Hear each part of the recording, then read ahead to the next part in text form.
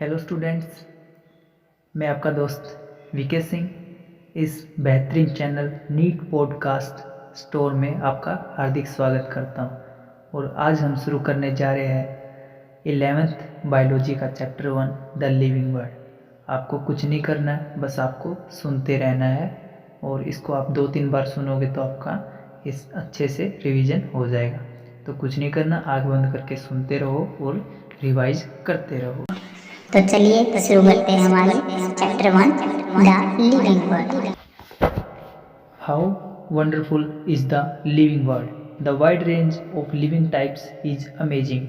The extraordinary habitats in which we find living organisms, be it cold mountains, deciduous forests, oceans, freshwater lakes, deserts, or hot springs, leave us speechless. The beauty of a galloping horse, of the migrating birds, the villi of flowers, or the attacking shark evoke away and a deep sense of wonder. The ecological conflict and cooperation among members of a population and among populations of a community, or even the molecular traffic inside a cell, make us deeply reflect on what indeed is life? Question mark. This question has two implicit questions within it. The first is a technical one and seeks answer to what living is as opposed to the non-living. And the second is a philosophical one and seeks answer to what the purpose of life is. As scientists, we shall not attempt answering the second question. We will try to reflect on what is living? Question mark. 1.1. What is living? When we try to define living, we conventionally look for distinctive characteristics exhibited by living organisms: growth, reproduction, ability to sense environment, and mount a suitable response come to our mind immediately as unique feature of living organisms. One can add a few more features like metabolism, ability to self-replicate, self-organize, interact, and emergence to this list. Let us try to understand each of these. All living organisms grow. Increase in mass and increase in number of individuals are twin character of growth. A multicellular organism grow by cell division. In plants, this growth by cell division occur continuously throughout their lifespan. In animals, this growth is seen only up to a certain age. However, cell division occur in certain tissues to replace lost cells. Unicellular organisms grow by cell division. One can easily observe this in vitro cultures by simple counting the numbers of cells under the microscope. In majority of higher animals and plants, growth and reproduction are mutually exclusive events. One must remember that increase in body mass is considered as growth. Non-living objects also grow if we take increase in body mass as a criteria for growth. Mountains, boulders, and sand mounds do grow. However, this kind of growth exhibited by non-living objects is by accumulation of material on the surface. In living organisms, growth is from inside. Growth, therefore, cannot be taken as a defining property of living organisms. Conditions under which it can be observed in all living organisms have to be explained, and then we understand that it is a characteristic of living system. A dead organism does not grow. Reproduction, likewise, is a characteristic of living organisms. In multicellular organisms, reproduction refers to the production of progeny possessing features more or less similar to those of parents. Invariably and implicitly, we refer to sexual reproduction. Organisms reproduce by asexual means also. Fungi multiply fungi multiply and spread easily due to the million of asexual spore they produce. In lower organisms like yeast and hydra, we observe budding. In planaria, flatworms, we observe true regeneration. That is, a fragmented organism regenerates the lost part of its body and become a new organism. The fungi, the filamentous algae, the protonema of mosses all easily multiply by fragmentation. When it comes to unicellular organisms like bacteria, unicellular algae or amoeba, reproduction is synonymous with growth. That is, increase in number of cells. We have already defined growth as equivalent to increase in cell number or mass. Hence, we notice that in single-celled organisms, we are not very clear about the usage of these two terms, growth and reproduction. Further, there are many organisms which do not reproduce. For example, mules, sterile, worker bees, infertile human couples, etc. Hence, reproduction also cannot be an all-inclusive defining characteristics of living organism. Of course, no non-living object is capable of reproducing or replicating by itself. Another characteristic of a life is metabolism. All living organisms are made up of chemicals. These chemicals, small and big, belonging to various classes, size, function, etc., are constantly being made and changed into some other biomolecules. These conversions are chemical reactions or metabolic reactions. There are thousands of metabolic reactions occurring simultaneously inside all living organisms, be they unicellular or multicellular. All plants, animals, fungi, and microbes exhibit metabolism, the sum total of all the chemical reactions occurring in our body is metabolism. No non-living object exhibit metabolism. Metabolic reaction can be demonstrated outside the body in cell-free system. An isolated metabolic reaction outside the body of an organism performed in a test tube is neither living nor non-living. Hence, while metabolism is a defining feature of all living organisms without exceptions, isolated metabolic reactions in vitro are not living things but surely living reactions. Hence, cellular organization of the body is defining feature of life forms.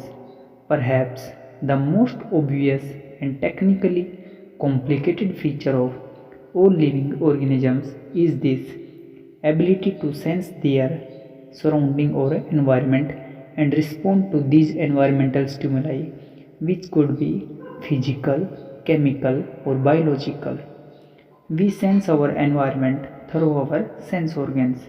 Plants respond to external factors like light, water, temperature, other organisms, pollutants, etc.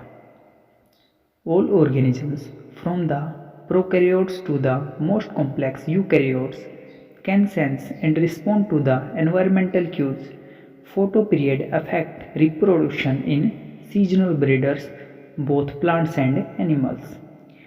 All organisms handle chemicals entering their bodies. All organisms, therefore, are aware of their surroundings. Human being is the only organism who is aware of himself, that is, has self-consciousness. Consciousness, therefore, become the defining property of living organisms. When it comes to human beings, it is all the more difficult to defining the living state. We observe patients lying in coma in hospitals, virtually supported by machines, which replace heart and lungs. The patient is otherwise brain dead. The patient has no self consciousness, or such patient who never come back to normal life, living or non-living question mark. In higher classes, you will come to know that all living phenomena are due to underlying interactions. Properties of tissues are not present in the constituent cells but arise as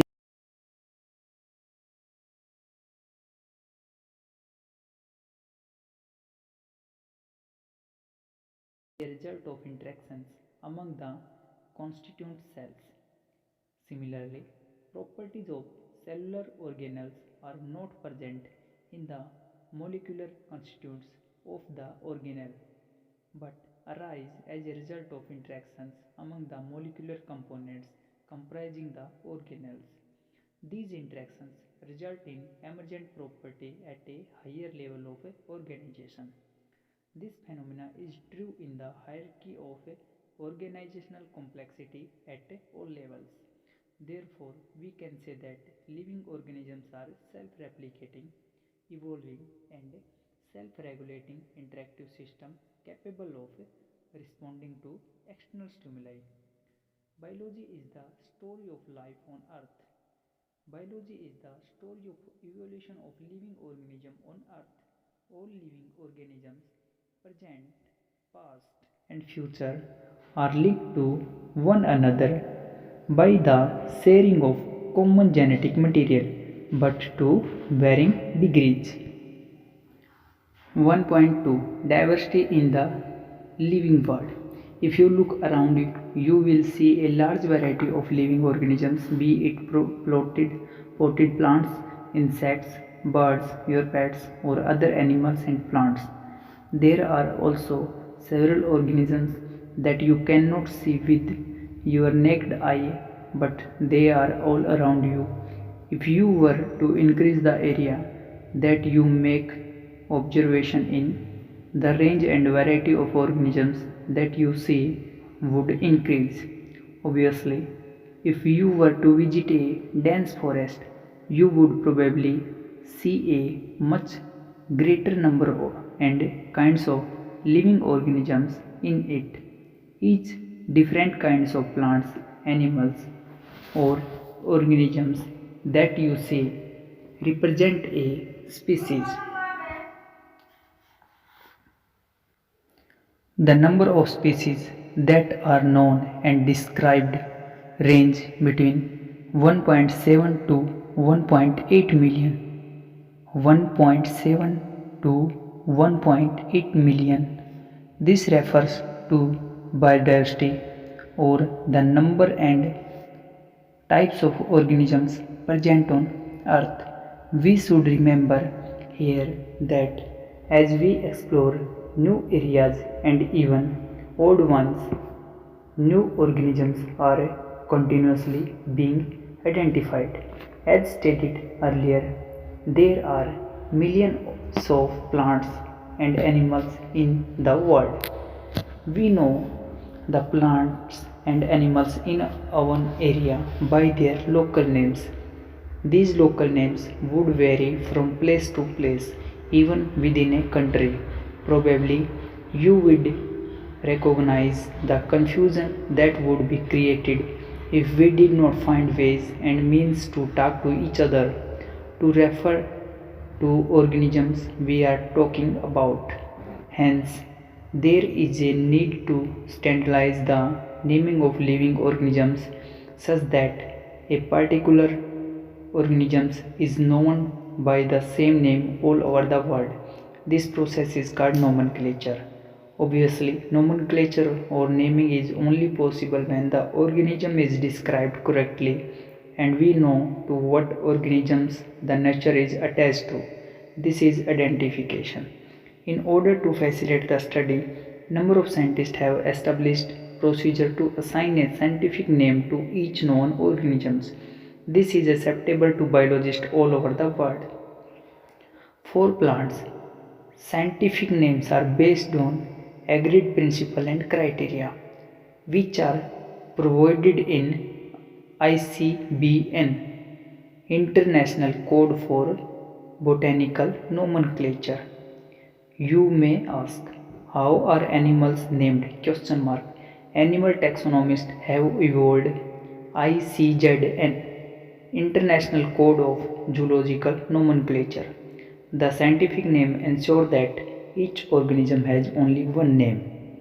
Description of any organisms should enable the people in any part of the world to arrive at the same name.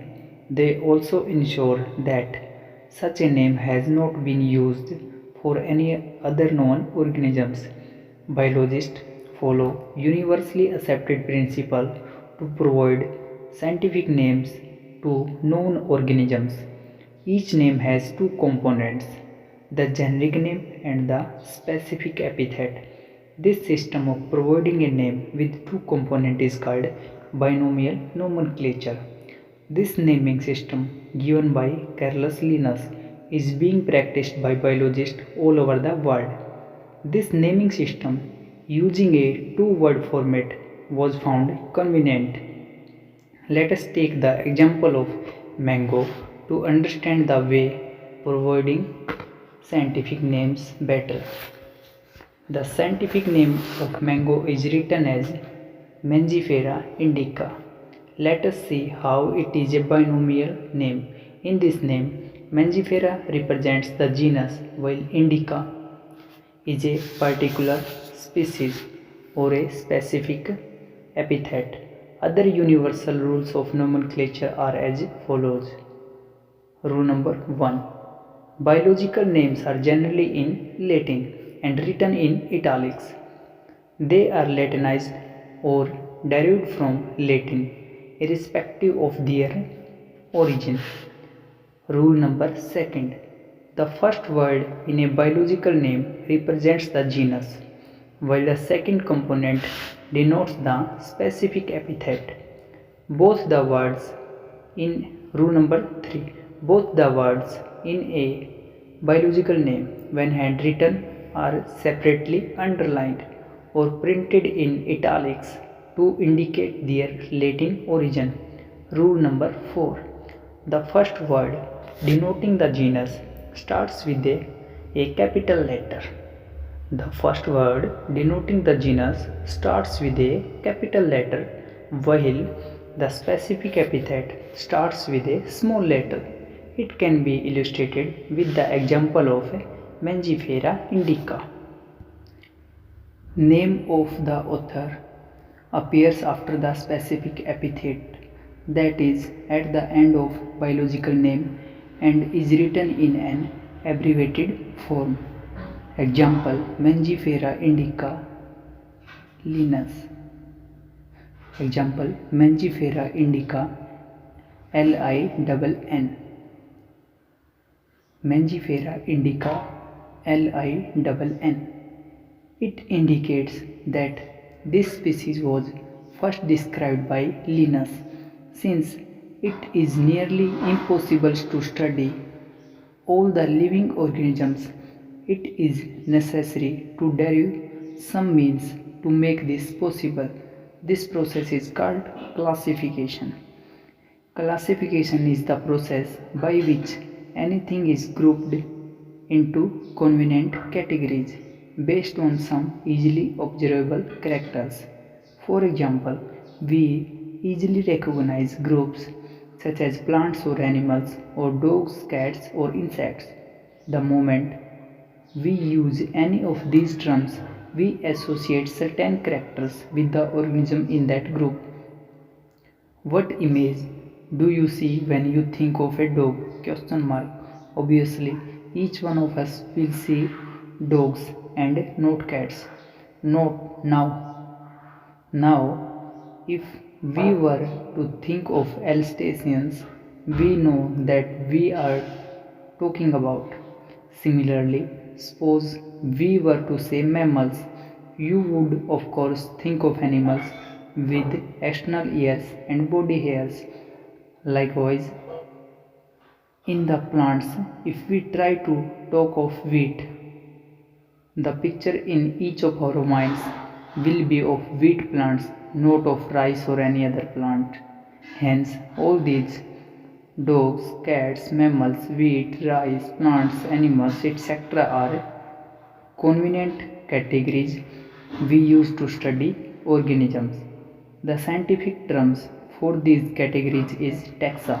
Here you must recognize that taxa can indicate categories at very different levels. Plants also form a taxa. Wheat is also a taxa. Similarly, animals, mammals, dogs are all taxa. But you know that a dog is a mammal and mammals are animals. Therefore, animals, mammals, and dogs represent taxa at different levels.